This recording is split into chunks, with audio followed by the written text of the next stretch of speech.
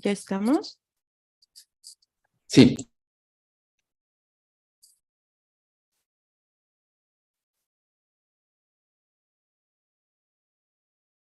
Buenos. ¿Estamos, Juan Carlos? Sí. Sí, ya estamos. Ok. ¿Qué tal? Buenos días a todas y todos.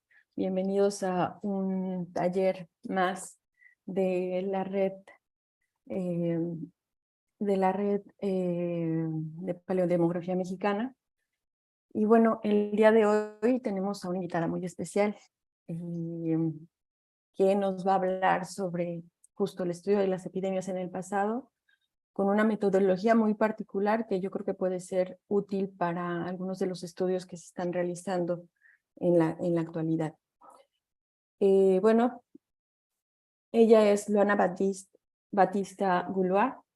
Ella es arqueoantropóloga miembro asociada del CEPAM. El CEPAM es un laboratorio de la Universidad de la Costa Azul y del CNRS en Francia, y se ha especializado en el estudio del impacto de los factores culturales y ambientales en las condiciones de vida y la dieta en las poblaciones del pasado, desde la perspectiva de género y el análisis interseccional. Estudió su doctorado y un máster en esta misma universidad de la Costa Azul, y también tiene un máster en arqueología de la Universidad Federal de Sergipe. Bueno, pues de veras agradecemos muchísimo su presencia en en estos talleres que organizamos en la red. Y bueno, no me queda más que cederle la palabra. Luana, we really appreciate that you are here in this workshop. Well, gone. Thank you. So I will start sharing the screen. Yes, Okay. I think so, yes. Yes, okay. Okay, Yes, please. doing that. Okay. Do you see in full screen? Yes. Yes. Okay.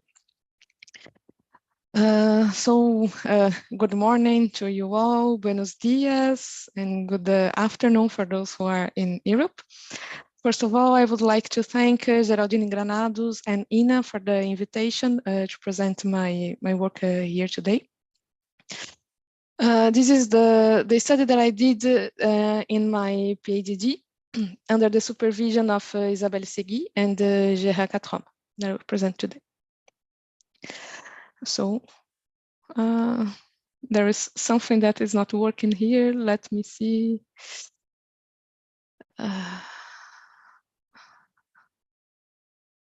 Okay.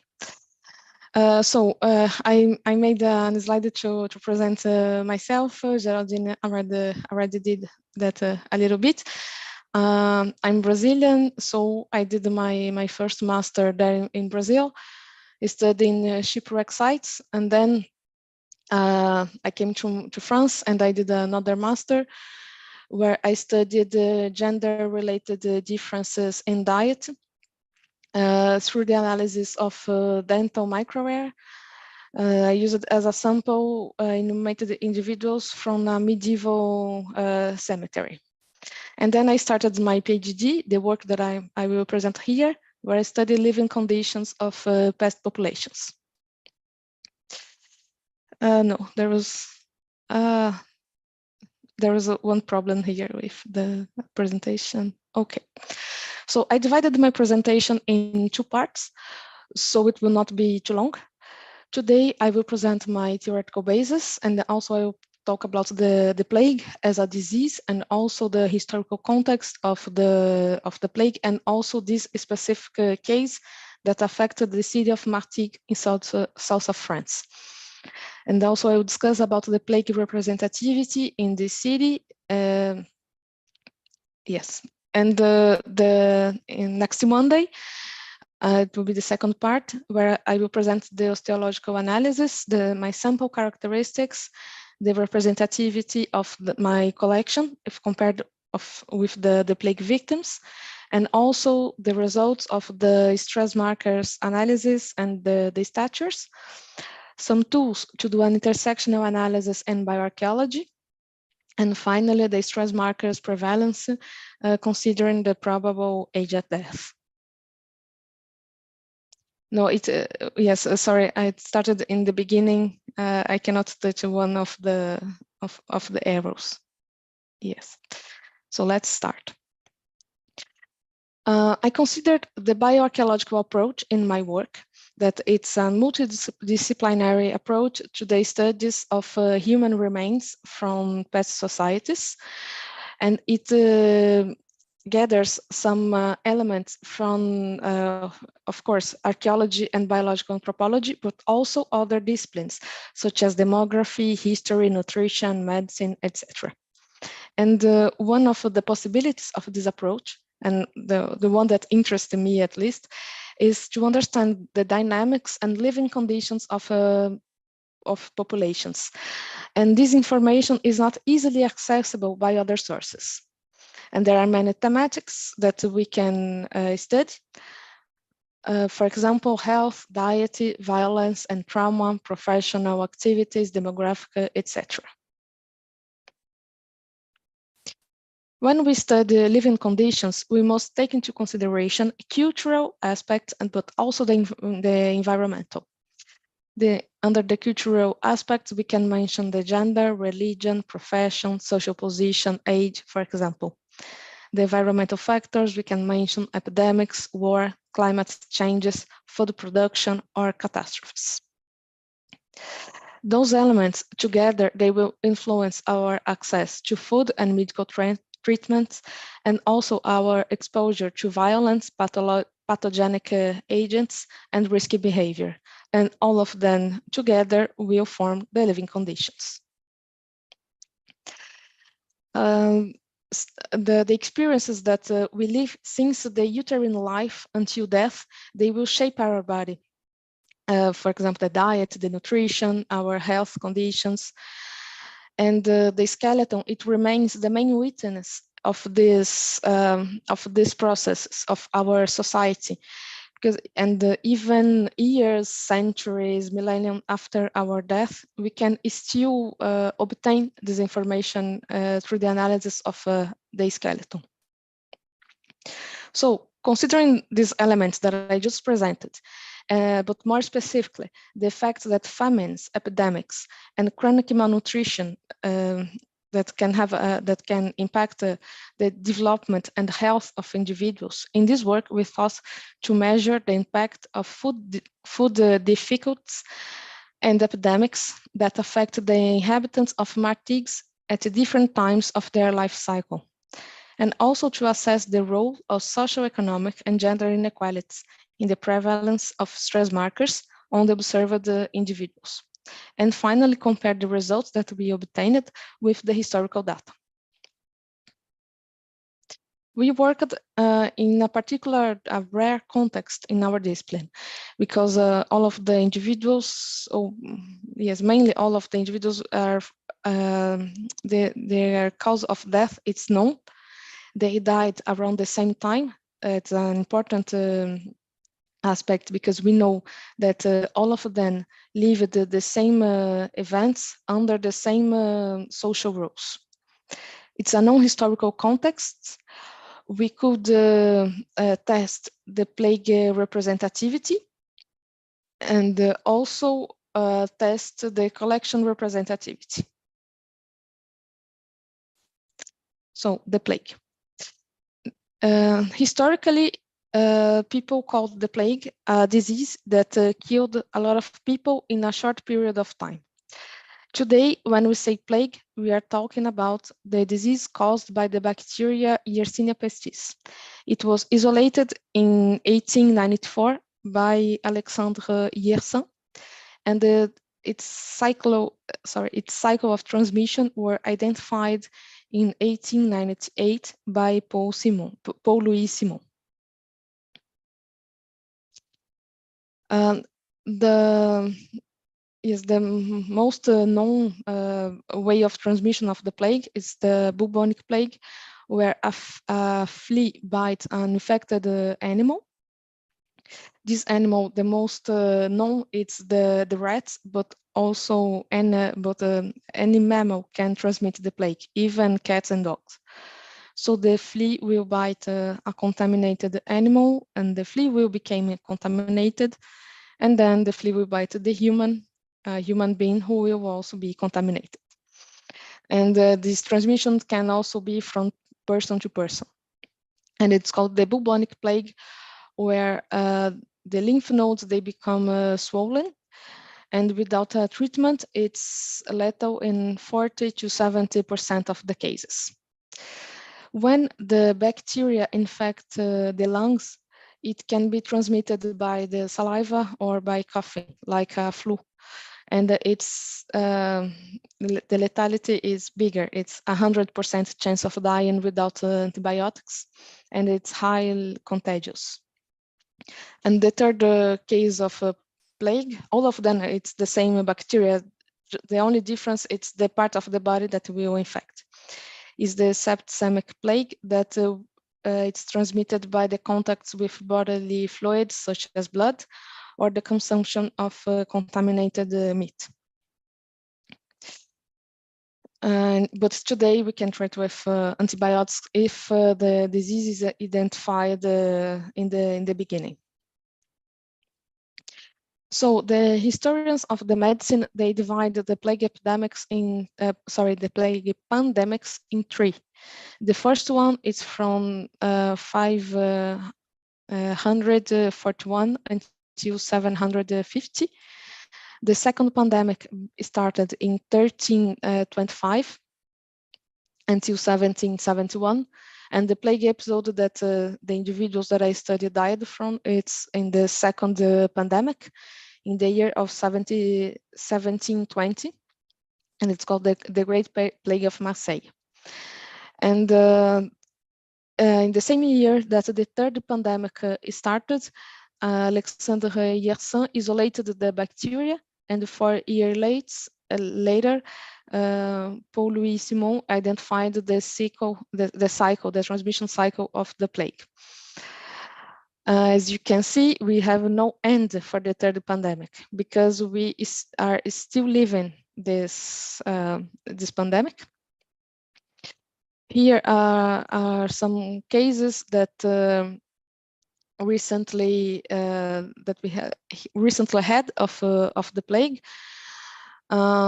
And here in red, it's the natural focuses of the bacteria. So as we can see, in many parts of the world, we have the bacteria in the nature. They not necessarily contaminate the human beings, but in some cases, yes. But today there are less people dying from it because we can treat with antibiotics.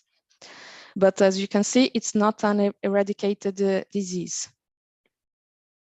So now let's start talking about the plague epidemic in Martigues.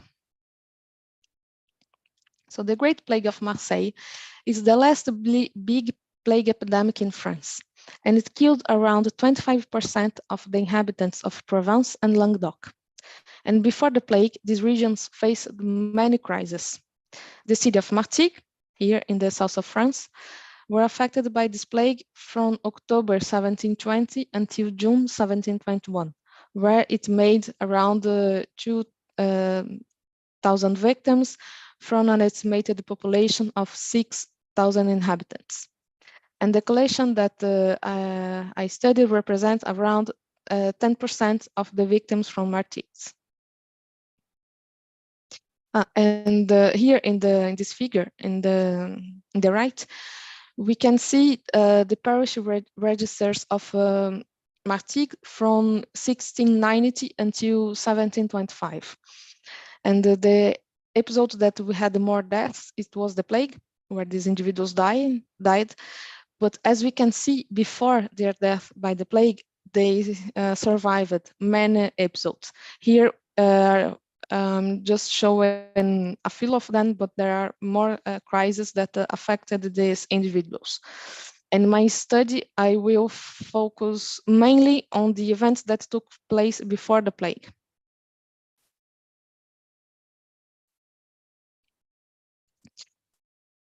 We have many historical data available for the city and for this period. And Isabelle Segui, she worked reconstructing the demographic and doing demographic studies of this crisis and also of the plague. So I had many data available, so I can compare with the analysis that I do in the skeletons. Here in this slide, in the left, we can see the pyramid of the population before the plague. It's a division considering sex and the age classes. And here in the left, we see the pyramid with representing the plague victims, also divided by sex and age. And this data was, yes, it was Isabelle Segui who sent me this data, and who reconstructed these pyramids. And I applied a Fisher test a Fisher's exact test to evaluate if in these both cases, if they follow the same distribution. And as a result, we cannot refute the null hypothesis of similarity between these two samples. So we concluded that the plague victims are representative of the living population before the plague. Also, I wanted to test if all the socioeconomic groups are equally represented among the plague victims. To do that, I considered two historical sources. The first one is enumeration from 1702.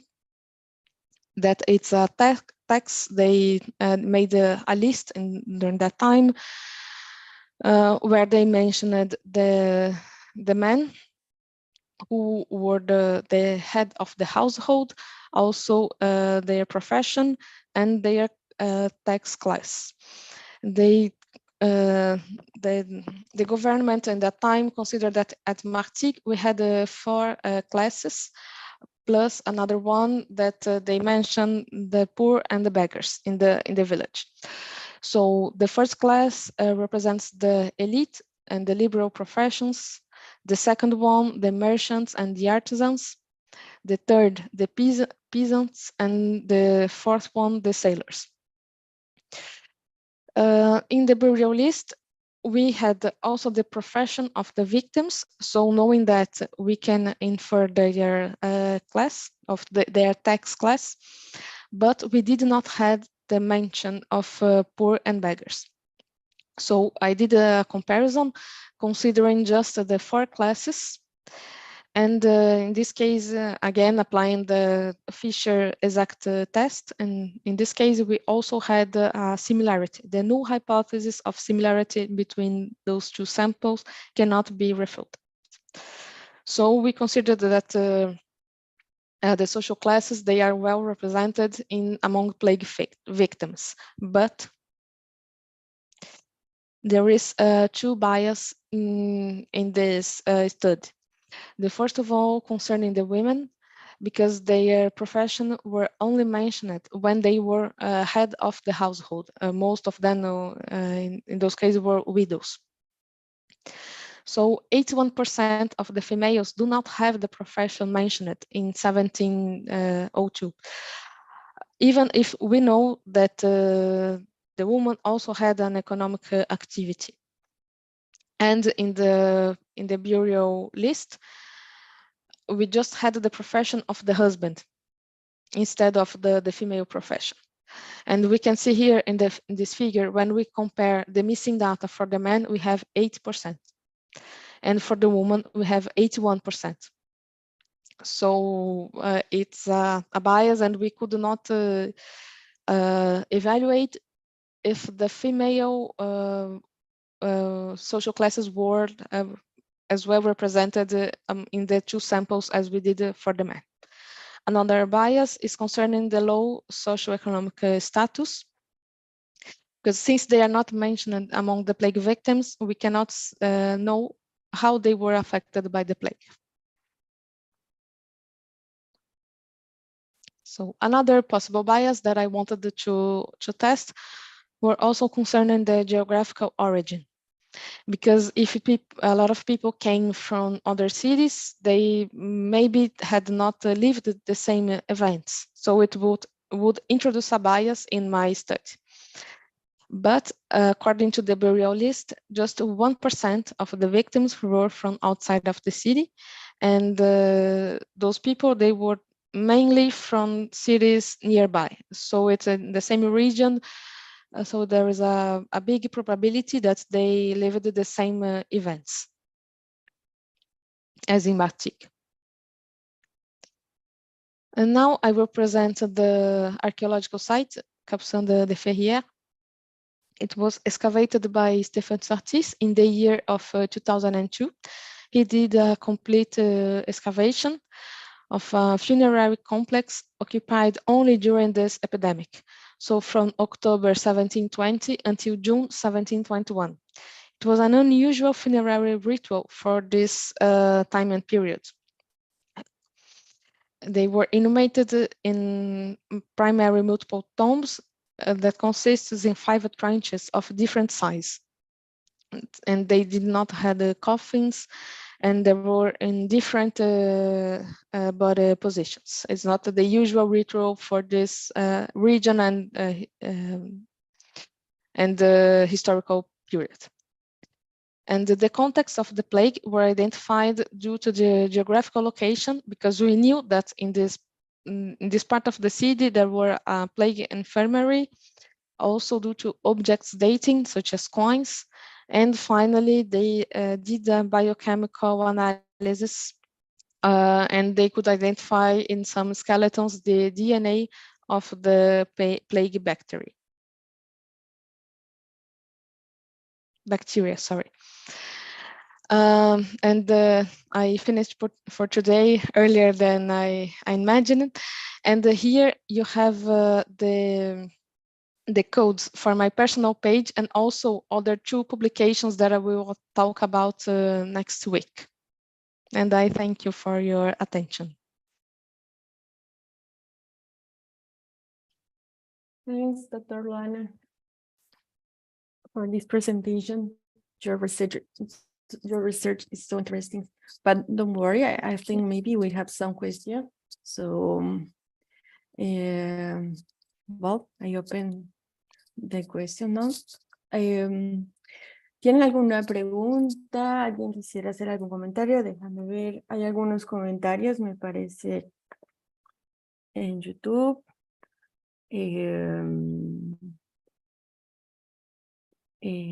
Hay felicitaciones en YouTube. Thank you. Ok. Adelante, Lourdes. Hi, Luana. Hi. Thank you very much for your presentation. It's very interesting. I have a question. Your sample for your study is 200 and something skeletons, correct? Yes, 208. Yes, I imagine that you will explain this in the next session. But sort of, what was the how is the composition of your sample, and what parameters did you use to select this sample specifically? Okay, it's composed around 0.5% adults. I think it's like 110 adults, and the other are the amateurs, the non-adults. And it's all of these skeletons, they were exhumated from this archaeological site that I presented. So there are some incomplete. It's the how can I say, it's the whole sample that was excavated from the site. So there are some incomplete skeletons. In those cases, I tried to use many information as possible. There was a few of them that I could not use in any analysis. But yes, I will present next week the criteria for each analysis, but it's mainly that all the skeletons that were exhumated from this archaeological site. There is another one in Martigues with 40 skeletons that I did not include in my thesis due to practical reasons. But there is, how can I say, it's all the skeletons that we could find from this plague in Martigues, from this episode. And yes, more information I will say in the next week about the criteria for each one of the analyses. I hope I answered your question. Yes, thank you very much. I'm looking forward to see next session. Yes. Thank you. Yes, thank you.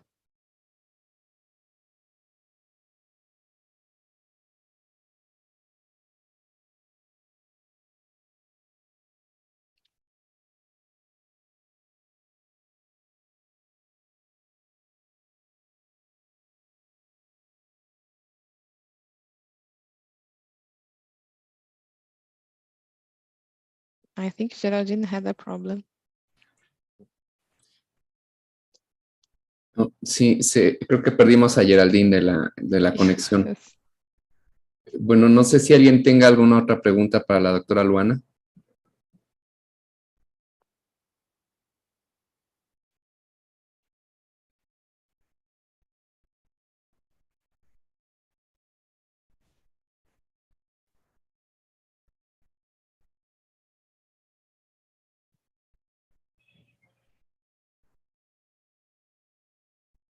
Ok, bueno, en YouTube tenemos felicitaciones, Luana, desde Brasil, de Suset Batista, Junino Terra Brasil, Ravemar Alves,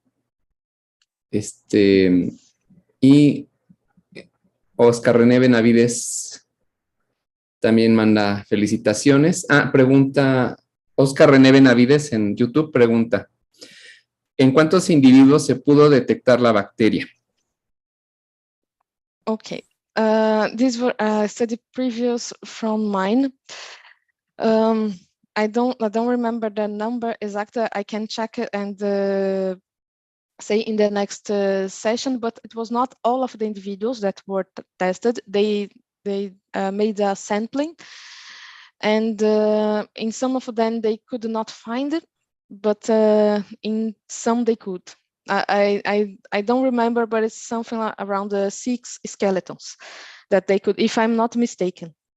And they, how can I say, they tested the different parts of the skeleton. So there was a few skeletons that they found in the teeth, and others in the other parts of the skeletons, and I will look for that for next session. Muchas gracias, Luana. De momento son las preguntas en YouTube. Ya está por aquí Geraldine. No sé si tenga algo más que comentar. I have another question, sorry. Go on. Sorry. In your graphic of historical facts, there is mentioned the famine previously. Yes. Can you expand a little bit more about what was the cause of this famine period? Because there are 1, 2, 3 moments identified of famine. If you can talk a little bit more about that. Yes, so the later episode of famine in 1709 until 1710, it was an episode known as the Great Winter. If we do the how can I say, the direct translation, le grand hiver. in French, and it was some cases that an episode where we had a very cold winter, and it was due to climatic not problems, but I'm missing the word, but yes, climatic events. So they impacted the food production. Since it was really cold, and it changed the seasonality of the rains also. So it was a big event, not just in France, but this episode we can find also other mentions in other parts of Europe. So it's mainly due to climatic problems and that affected the harvests. The one before that, and many of these feminists, they were also, how can I say it, at the same time we had also epidemics. The episode before, 1705, it was epidemic that affected the children, mainly the children, and it was not this episode was not known before this work in 2006, that Isabelle Segui and her collaborators, they could identify that in many households there were children dying. This other episode in 1694, they were also due to problems due to climatic reasons. I will just open here a table. I don't know if do you see just the presentation, or you see other information also in my screen? Just the presentation. Okay, maybe I will change that, because I have a table that I have a table that lists the how can I say these events and their causes. I will share with you.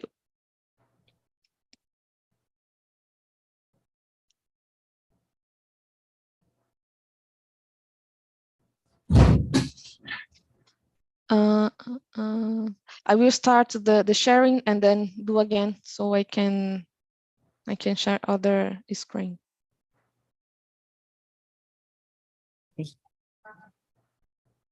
Okay, can you see? Yes. Yes. So this is one part of my thesis. The page number, it's 75. My thesis is available online in my personal website. You can find the link, or if you just put the title, you can download. And here it's a table with all the crises that affect the city of Martigues. Here in this table, it starts in the year of 1629, because it's the year of the oldest plague victim, because in the list of the burials, we also had their age. Yes, so we know that the oldest person could have lived all of these crises. So there was another plague epidemic. There were some wars, for example, these wars of Louis XIV against Spain. Another war in the Mediterranean, and also here it's the references of the works that of historians who studied this each of these episodes. Here, Les Troubles de la Fronde, it was another episode that was a famine that difficult in access to food, and also during some of these wars, they had some problems also doing the the trade with other regions or other countries, because the region of Provence, they were not, they could not produce all the food that they needed. So they needed some exports. And in times of wars, it was affected, so the population suffered.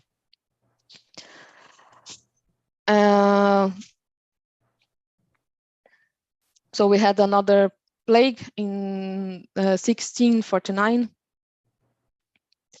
And some climatic episodes, like I said, in the again in the winter of 1660, 1692, 1698, another war, and in 1701, this epidemic that affected the children, that were also at the same time of a very hot summer, and le grand hiver, the great winter, that affected, that caused the highest mortality except the plague in this epidemic. And also just before the plague in 1716 and 1719, also there were another crisis, two other crises related to the cold, to the climatic events.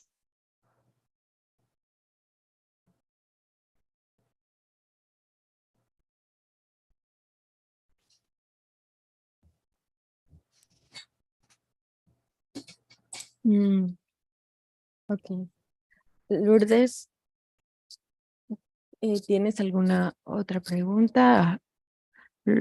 Luana, you want to say something else about this crisis in this context, or do you want to, or are you going to talk about that in the next? Yes, there was a very interesting point that I will leave for next week. But there they are. They live at the main episodes, and the later one they were studied, and we know how many people died. For the earlier cases that I mentioned here, there were some historians, like I said, that studied, but we don't know the impact of this earlier in Martigues, just for those later, the later cases that I presented in the figure. Yes, I have another question. I don't want to spoil the next session, but these are the historical events that are quite well analyzed, registered, studied, but there are some skeletons related particularly to each of these historical periods that you will talk about next week, because it's quite interesting that the population was really vulnerable for, I don't know, more than a decade, but thinking in the children suffering, and then the mothers that were having bad health. There is a continuous about the issues that affect the population. Just my question is if there are identified specific skeletons from each of these historical periods, apart from the archaeological site you are working with. Actually, for the city that I studied, there are not, because they are in the cemetery that we still use today, and we cannot do an excavation there. But there is another work. The author, she's called Marie Perrin. I made a comparison in one of the articles that I put it in as a reference in the document that Geraldine sent you, and also in the presentation there was a code for this publication of mine, that I made some comparisons with the work of Marie Perrin. She studied another city in the Provence region, it's called La Ciotat, and from some historical periods that is before and after mine. This city was not affected by the plague. So she studied skeletons that died during these episodes and skeletons that survived the plague. Actually, I don't know if it survived, it's the correct word, because the city was not affected by the plague. So, but they survived longer than the individuals in Martigues. But now I'm thinking about the word, the archaeological, the period of that we know of this, the places of occupation in the necropolis. We cannot know exactly from each year that they died. No, it's like a 200 or 100 period of occupation of the cemetery. So we cannot know exactly from when they are, which of this which was the epidemic that killed this person, or not an epidemic, I don't know. But I compared the prevalence of stress markers of her sample and mine, that a result I will present next week, and there were not a difference. But there is this part that in her case, it's a long period of occupation. Maybe it will be clear next week. But it's the only work that I know that specifically related to these events in the region of Provence. But some of these events that were affected the whole country. So I don't know now for sure to say to you if there was another study, but in another region of the country, even if some of the events are the same, I do not know if all the events are the same. So it's a very interesting point, but that today we don't know, we don't have a lot of information or many skeletons available to do this analysis. Thank you very much, Luana. Looking forward for next week. Yes. Gracias, Lourdes. We have another question in YouTube. They ask if after the pandemic, what kind of strategies did they have, for the recovery, I don't know, for the population after the epidemics? If they have any kind of strategies, social strategies or demographic strategies to recover? Actually, after, it's a very interesting question because I always thought about before and during. I don't know, really something that I never thought what happened after, because for me, my sample has died and I am really concentrated on then. But what I know is that during the pandemic, there were some measures that took place, how can I say, to protect the population. For example, they had, since it was the last case in France, not the first one. So they had some security measures in the Marseille, in the port when a ship arrived. So they had some procedures to avoid an epidemic, to avoid that a contamination as happened. What happened, there was a ship that arrived where the sailors, they were infected, but since the merchant, the people who sold the merchandise, they put some pressures to took the security measures so they can have the product as soon as possible. So that's how the plague started. And then after the plague, according to the historical documents, they constructed a wall, so the people could not go to the other places of France. The seeds, they were locked.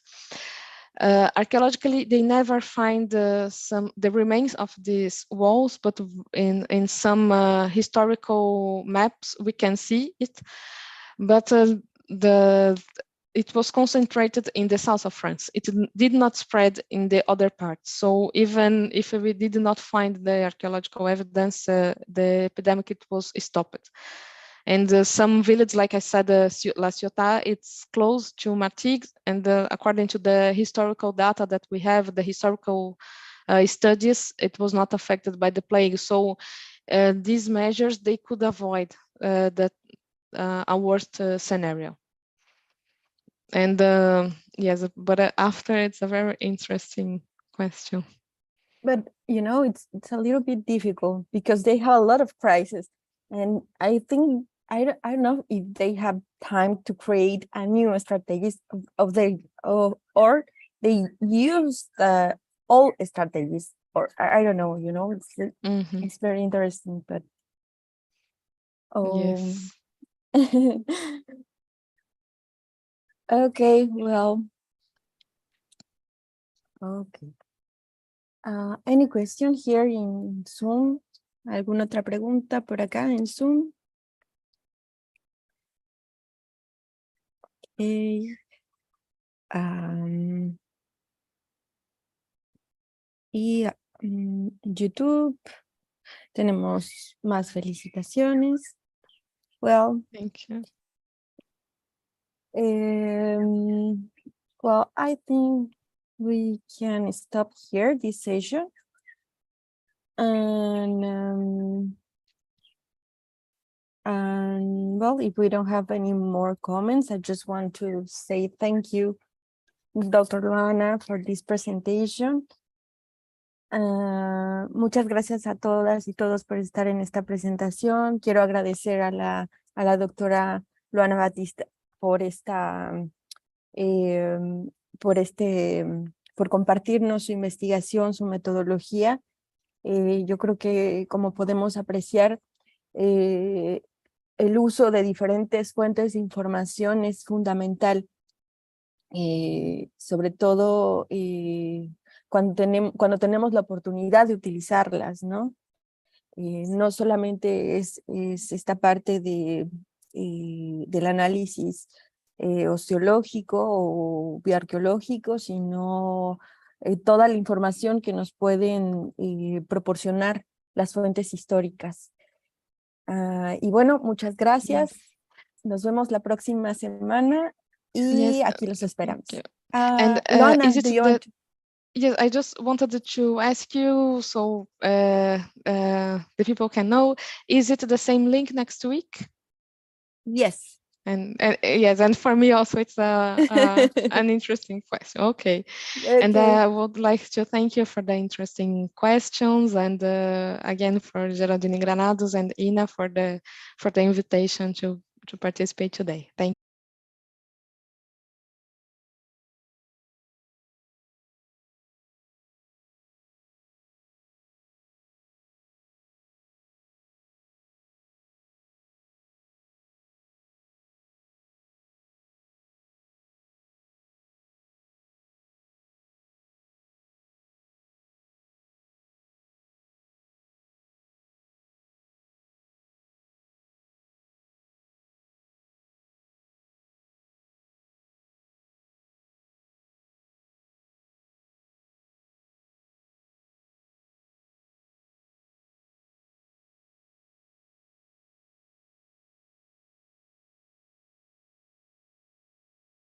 Instituto Nacional de Antropología e Historia. Secretaría de Cultura. Gobierno de México.